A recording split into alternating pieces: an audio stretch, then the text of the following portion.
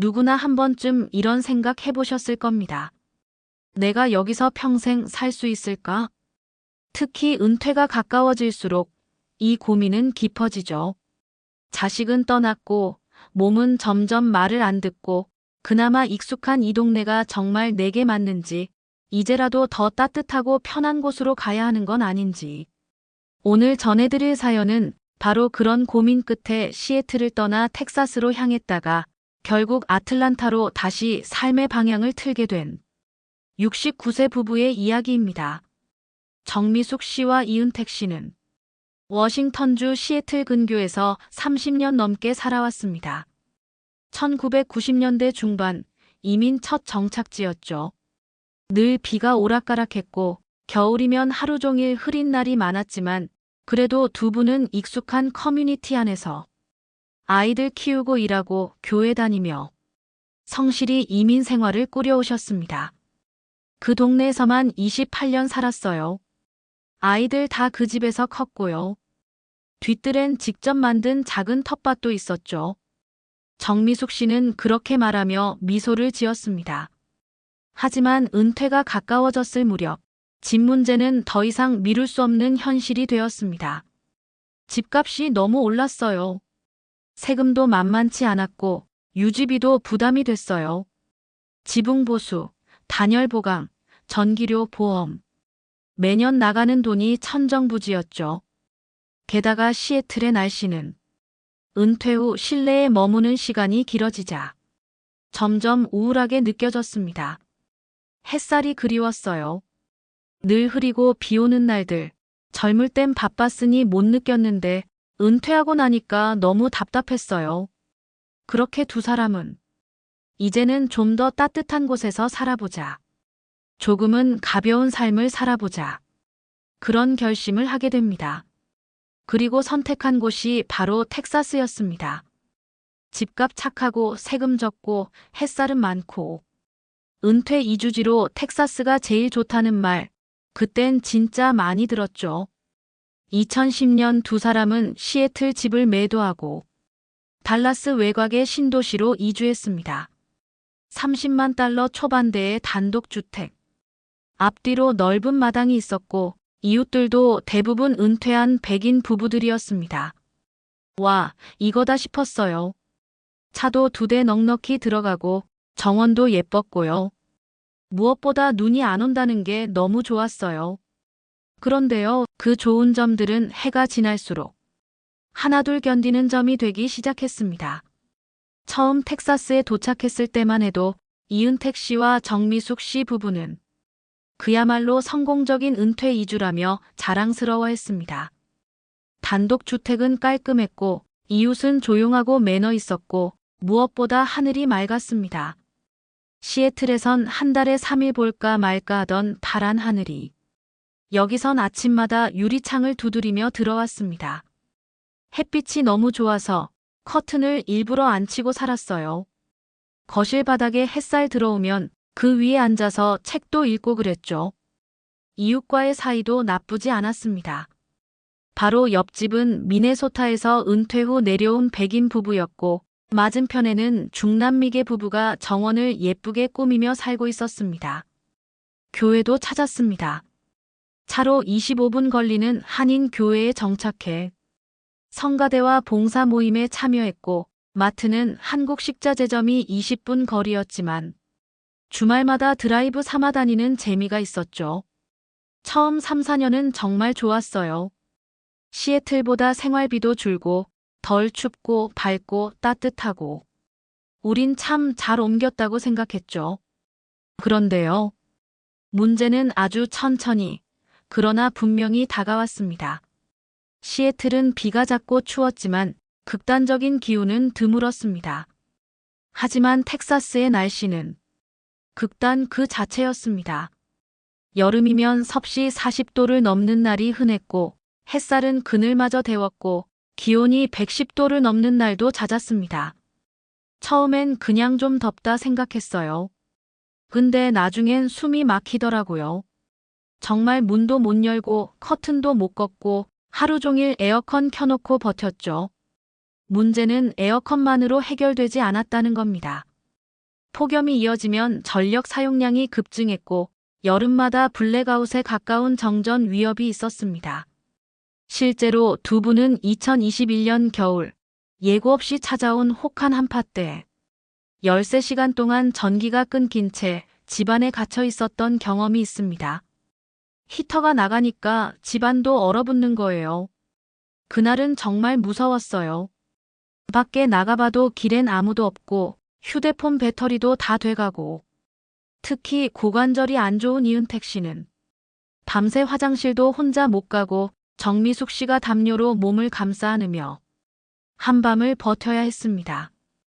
그날 이후로 이 동네가 더 이상 안전하게 느껴지지 않았어요. 날씨가 아니라 우릴 돕는 사람이 아무도 없다는 게 제일 무서웠어요. 텍사스엔 소득세가 없습니다. 하지만 그만큼 재산세가 높고 무엇보다 매년 오릅니다. 우리가 처음 이 집 샀을 땐 재산세가 연간 $2,600였어요. 그런데 작년엔 $4,800가 나왔습니다.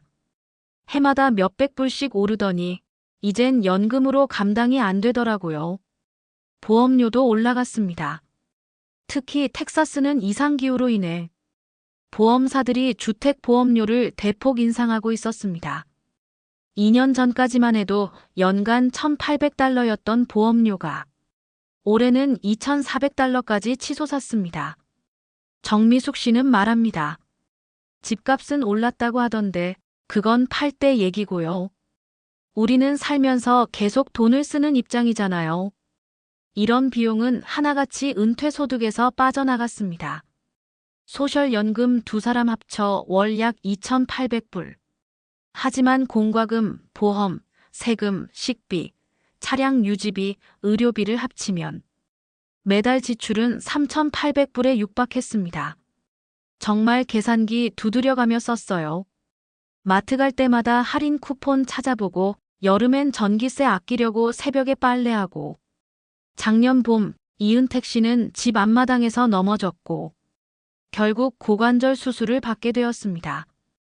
그때 처음 깨달은 건 우리는 혼자였구나 라는 감각이었습니다. 응급차 불렀는데 설명을 제대로 못하겠는 거예요. 내 영어가 그 순간엔 다 사라지더라고요. 병원 안에서도 서류 하나하나가 낯설었고 같이 병원 온 아내가 눈물을 터뜨렸어요. 너무 무서웠다고.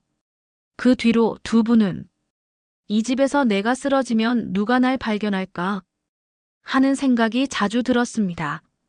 아침에 일어나면 문득 우리가 여기에 너무 외따로 있다는 생각이 들었어요. 어느 날 이은택 씨는 점심 식사 후 커피 한 잔을 들고 마당에 나와 있었습니다.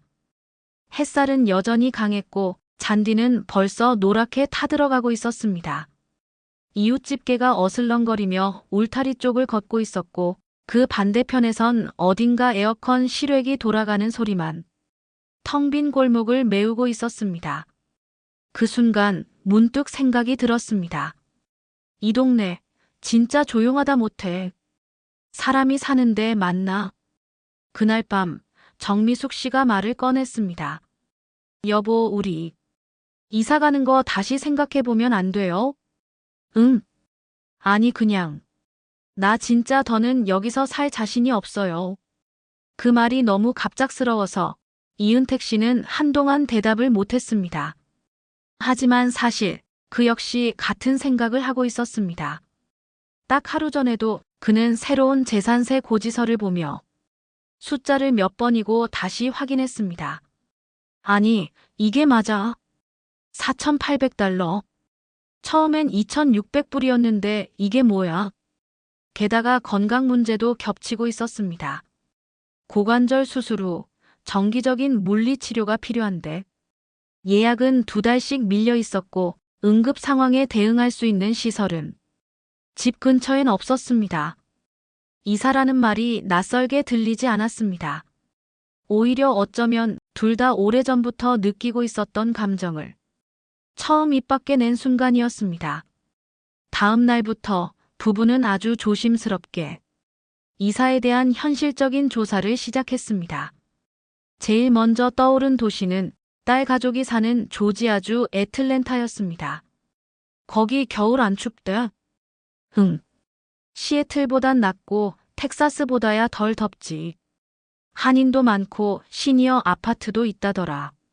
정미숙 씨는 유튜브에서 애틀랜타 한인 시니어 커뮤니티를 검색했고 각종 은퇴 정보 채널을 찾아보기 시작했습니다.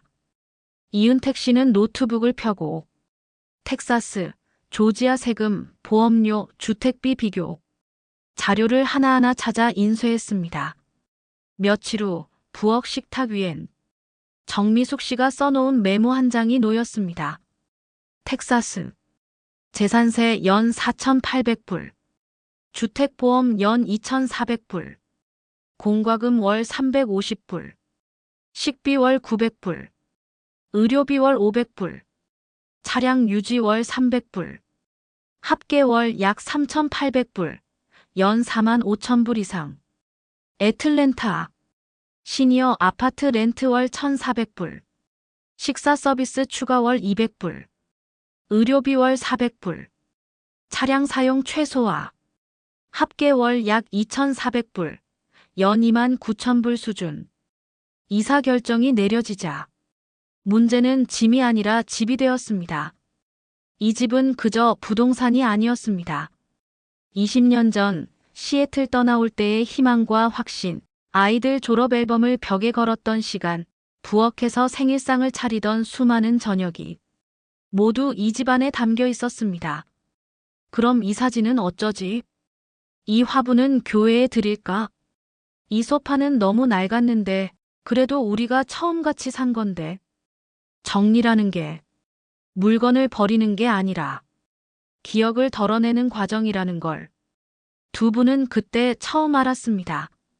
다락방에서 꺼낸 낡은 서류 상자, 김치 냉장고 안에 남아있던 깍두기, 고향에서 가져온 국자 하나, 세탁실에 걸어둔 애들 유치원 티셔츠. 하나하나 꺼낼 때마다 정미숙 씨의 눈가엔 언제나 물기가 맺혔습니다. 여보, 우리 이거 가져가요. 이건 그냥 두고 가죠. 그래도 이건 딸 주고 싶어요. 집은 은퇴자에게 좋은 구조라는 말과 함께 부동산 시장에 올려졌고 생각보다 빠르게 연락이 왔습니다. 이 집은 관리도 잘 돼 있고 마당도 깨끗해서 바로 계약하겠다고 합니다. 그날 밤 정미숙 씨는 작은 여행 가방을 꺼내 화장대 위에 놓여있던 작은 가족사진 액자를 조용히 넣었습니다. 이건 꼭 같이 가야겠어요. 여기 살았던 날들. 절대 잊고 싶지 않거든요. 이삿짐 트럭이 도착한 날, 애틀랜타 북쪽 외곽의 조용한 단층 아파트 단지엔 가을 햇살이 길게 퍼지고 있었습니다. 담장이 낮고 건물은 3층 이하의 저층 구조. 엘리베이터도 갖춰진 노년층 전용 시니어 아파트였습니다. 이은택 씨는 모자를 벗고 천천히 바닥에 내려진 이삿짐 상자를 바라보다 이내 한마디 했습니다. 여보, 여기 공기가 다르네. 그러게요. 바람이 세지 않고 뭔가 말랑한 느낌이 들어요. 익숙한 것과 새로운 것. 새 집은 크지 않았습니다. 방 하나, 거실, 작은 주방, 그리고 욕실. 하지만 그 작은 공간을 부부는 익숙한 것들로 채워갔습니다. 김치 냉장고에서 꺼낸 깍두기는 식탁 위에 올랐고 고향 인천에서 가져왔던 국자 하나는 새 주방의 벽에 걸렸습니다. 안방의 조용한 코너엔 시애틀 시절 딸이 그렸던 가족 그림 액자가 놓였고 책상 서랍엔 교회에서 받은 찬송가와 텍사스 집에서 가져온 성경책이 나란히 들어갔습니다. 여보, 이 조명 괜찮죠? 응. 이 방은 햇살이 잘 드니까. 아침에 커튼 열면 눈이 안 부셔요. 무엇보다 큰 변화는 딸 가족이 차로 15분 거리에 있다는 사실이었습니다. 엄마, 저희 오늘 애들이랑 들러도 돼요? 당연하지. 갈비찜 해놨으니까 저녁 먹고 가라. 손주 둘은 식탁에서 뛰어다니고 냉장고 문을 열며 물어봤습니다. 할머니, 이거 깍두기예요? 응, 텍사스에서 가져온 거란다. 엄청 맛있어요. 그날 밤 손주 둘은 아예 할머니 집에서 자고 가기로 했습니다. 거실에 이불을 깔고 동물농장을 보면서 말했죠. 할아버지 집이 더 좋아요. 안 더워요. 그리고 재밌어요. 이은택 씨는 딸과 대화를 나누다 말고 그 말이 계속 귓가에 맴돌았습니다. 더운 게 싫어서 떠났던 텍사스. 근데 진짜 더웠던 건 그 집안의 정막이었구나. 가장 안심된 건 병원 문제였습니다. 텍사스에선 고관절 수술 후 재활도 어려웠고 영어로 된 진료 상담은 늘 스트레스였지만 이곳에선 달랐습니다. 근처 10분 거리 한인병원에 한인 주치의를 등록했고 첫 진료에서 선생님은 이렇게 말했습니다. 아이고, 이 수술 자국. 수고 많으셨겠네요. 근데 다행히 아주 잘 붙었습니다. 이제는 스트레칭만 꾸준히 하시면 괜찮아요.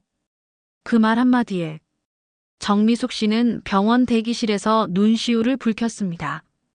그냥 알아듣는 말로 설명을 듣는다는 게 이렇게 위로가 될 줄 몰랐어요. 이사 이후 매달 지출이 눈에 띄게 줄었습니다. 재산세가 없어졌고 보험료는 20% 가까이 낮아졌으며 차량 유지비도 크게 줄었습니다. 소셜연금 두 사람 합계 2,800불로 생활비를 대부분 충당했고 텍사스 집을 팔고 일부 금액은 안정형 고정 수익 펀드에 넣어 매달 약 400불의 추가 수익이 생겼습니다. 이은택 씨는 조용히 말했습니다. 예전엔 돈이 모자라서 불안했는데 이젠 마음이 모자라던 걸 채운 것 같아요. 정미숙 씨는 웃으며 대답했습니다. 여보, 여긴 나무가 많아서 그런지 사람도 덜 각박해요. 인사하는 이웃도 있고요. 복지센터에도 나가기 시작했습니다. 이은택 씨는 매주 수요일 탁구 모임에 나갔고 한때 고등학교 대표였던 실력을 조금씩 되살려갔습니다. 언어는 조금씩 달랐지만 라켓 소리와 웃음은 통했습니다. 오늘도 이기셨네요. 예, 오늘은 조금 봐드렸어요. 봐주신 거예요? 하, 다음 주엔 진짜로 붙어요. 그 웃음소리 속에 그는 텍사스 집 마당에서 텅 빈 잔디를 바라보던 자신이 아주 멀게 느껴졌습니다. 정미숙 씨는 복지센터 자원봉사를 시작했습니다. 도서 정리, 식사 배달, 가끔은 한글 학교에서 그림책을 읽어주는 일도 했습니다. 할머니, 그림책 너무 잘 읽으세요. 그림책 좋아해요? 네, 근데 옛날 이야기 해주세요. 옛날엔요, 우리 가족이 시애틀에서 살다가 아주 더운 곳으로 이사했었단다. 그 아이가 눈을 동그랗게 뜨며 말했습니다. 왜요? 그때는 그게 좋은 선택인 줄 알았거든. 그럼 지금은 좋아요? 응. 지금은 진짜 좋아. 가을이 지나고 겨울이 왔습니다. 하지만 시애틀처럼 비가 오지 않았고 텍사스처럼 뼈마디가 타들어가는 더위도 없었습니다. 바람은 차가웠지만 마음은 그보다 훨씬 덜 외로웠습니다. 어느 금요일 오후 이은택 씨는 복지센터에서 돌아오자마자 주방 앞에 작은 테이블을 펴고 컵라면 2개와 식혜를 꺼냈습니다.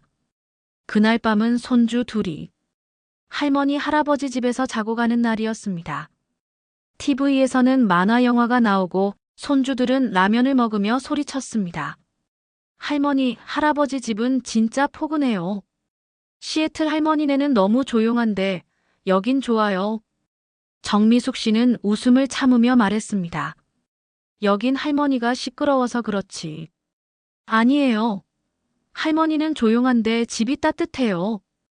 그날 밤 거실 소파에 앉은 두 부부는 라면 냄새가 남아있는 공기 속에서 창밖을 바라보았습니다. 창밖엔 작은 소나무 숲과 그 사이사이로 불빛이 퍼지는 골목길이 보였습니다. 여보, 그때 텍사스에서 우리가 이사 나온 게 그 집이 우리를 내친 게 아니라 우리가 그 집에 버티고 있던 걸 스스로 끝내려고 한 거였던 것 같아요. 이은택 씨는 천천히 고개를 끄덕였습니다. 그땐 살아낸 게 아니라 그냥 견딘 거였나 봐요. 이제는 누가 병원까지 태워달라 부탁하지 않아도 되고 택시비 아끼려고 통증을 참지 않아도 되며 밤중에 불 꺼진 복도에 혼자 있는 것 같은 두려움도 없어졌습니다.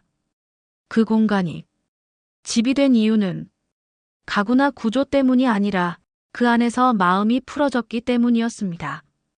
봄이 오기 직전 이은택 씨의 70번째 생일이 돌아왔습니다. 딸 가족이 작은 케이크를 들고 방문했고 정미숙 씨는 미역국에 갈비찜 그리고 손주들이 좋아하는 딸기 우유를 준비해두었습니다. 아빠 생신 축하해요. 할아버지 오래오래 건강하세요. 손주는 케이크 초를 끄기 전 이렇게 말했습니다. 할아버지 이제 맨날 웃으세요. 텍사스에선 잘 안 웃으셨거든요. 그 말에 이은택 씨는 케이크를 한참 바라보다가 딸의 손을 가만히 잡았습니다. 내 옆에 있으니까 웃는 거야. 우리한테는 지금이 제일 좋은 시간이야. 그날 밤 정미숙 씨는 작은 노트에 이렇게 써 내려갔습니다. 이제서야 알 것 같아요. 정착이라는 건 주소지를 옮기는 게 아니라 내 마음이 쉴 수 있는 자리를 찾는 거라는 걸. 이곳에서의 하루하루가 조금은 더 감사하고 조금은 덜 불안해서 이제는 웃을 수 있게 되었어요. 13개월쯤 지났을 때 시에서 운영하는 공공시니어 아파트 대기 순번이 돌아왔습니다. 월세가 절반 가까이 줄어드는 조건이었고 그곳도 딸 집에서 차로 20분 이내였습니다. 이사 비용은 복지기관에서 일부 지원해줬고 자녀 이사비는 텍사스 집 매각 자금에서 충당했습니다. 두 부부는 다시 짐을 쌌습니다. 하지만 이번엔 슬픔이 아니라 차분한 설렘이 짐 속에 담겼습니다. 이 그릇은 꼭 가져가자. 이 액자는 우리가 제일 잘 보이는데 걸자. 여긴 이제 우리가 진짜 오래 살아도 되겠지. 새 보금자리는 더 작고 더 조용했지만 햇살이 오래 머물렀고 한인복지센터도 도보거리였습니다. 가끔 딸이 와서 가구를 옮겨주고 사위가 와서 인터넷을 점검해줬습니다. 손주들은 할아버지, 할머니 또 이사했어요? 이번 집은 더 좋아요. 하며 침대에 먼저 뛰어들었습니다. 지금의 삶은 화려하지 않습니다. 하지만 조용한 하루 속에 진짜 산다는 느낌이 깃들어 있습니다. 오늘 한미사 라디오에서는 시애틀을 떠나 텍사스로 그리고 다시 애틀랜타로 이주하며 진짜 자신들의 자리를 찾아간 한 부부의 이야기를 전해드렸습니다. 혹시 지금 이 방송을 들으며 마음속에 이런 말이 떠오르셨다면요. 이 길이 맞는 걸까? 나는 지금 살아내고 있는 걸까? 버티고 있는 걸까? 그렇다면 이 문장을 전해드리고 싶습니다. 늦었다고 생각할 때가 진짜 이를 때입니다. 지금까지 한미사 라디오였습니다. 감사합니다.